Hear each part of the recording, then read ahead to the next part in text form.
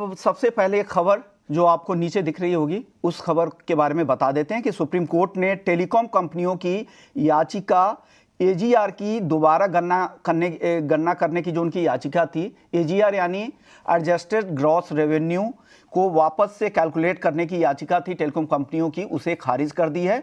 Telecom कंपनियों ने एक क्यूरेटिव याचिका दाखिल की थी, तो ये निगेटिव खबर खासतौर से वोडा आइडिया के लिए जो ऑलरेडी डिस्ट्रेस में है उसके लिए ये काफ़ी निगेटिव खबर है।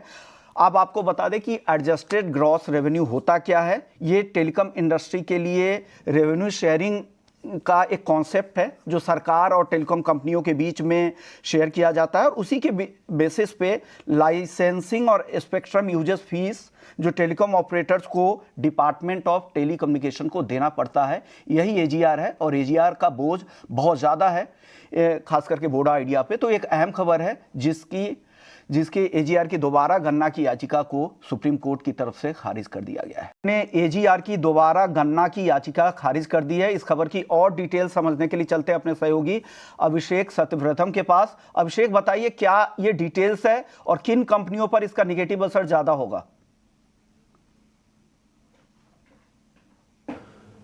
विश्वमोहन, निश्चित तौर पर देखिए वोडाफोन आइडिया पर असर ज्यादा होगा क्योंकि कंपनी ऑलरेडी काफी दिक्कतों से जूझ रही है, ग्राहक खो रही है, मार्केट शेयर घट रहा है, 5G का विस्तार नहीं कर पा रही है, कमिटमेंट्स आ रहे हैं फंड रेज करने की, लेकिन मुश्किलें काफ़ी ज़्यादा हैं। दिक्कत क्यों? क्योंकि ऑलमोस्ट 70,000 करोड़ रुपए का एजीआर ड्यू है वोडाफोन आइडिया पर अकेले, और इसके चलते सबसे ज़्यादा झटका आपको वोडाफोन आइडिया के शेयर पर ही देखने को मिलेगा। अच्छा, क्यूरेटिव पिटीशन कंपनीज ने फाइल की थी, टेलीकॉम कंपनीज ने सुप्रीम कोर्ट ने, कि जो एजीआर है यानी कि एडजस्टेड ग्रॉस रेवेन्यू है उसकी फिर से कैलकुलेशन की जाए। कंपनियों की दलील थी कि एजीआर के कैलकुलेशन में अरिथमेटिक गलतियां हुई हैं और उसको उम्मीद बंधी थी कि शायद अगर सुनवाई होती है तो उसमें कुछ राहत उनको मिल जाए। ओपन कोर्ट में सुनवाई की मांग की थी कंपनीज ने, लेकिन सुप्रीम कोर्ट ने बड़ा झटका दिया है और इस याचिका को खारिज कर दिया है।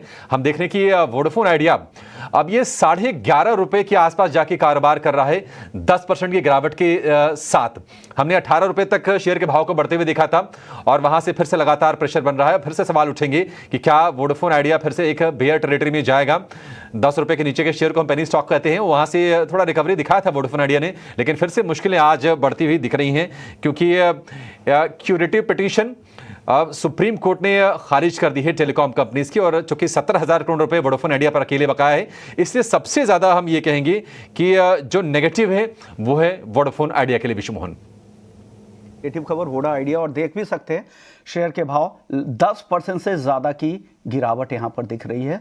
तो ये अहम खबर टेलीकॉम सेक्टर के लिए और खास करके वोडा आइडिया के लिए, जिनको उम्मीद थी कि सुप्रीम कोर्ट से कुछ राहत मिलेगी, लेकिन सुप्रीम कोर्ट ने एजीआर की दोबारा गणना की याचिका खारिज कर दी है।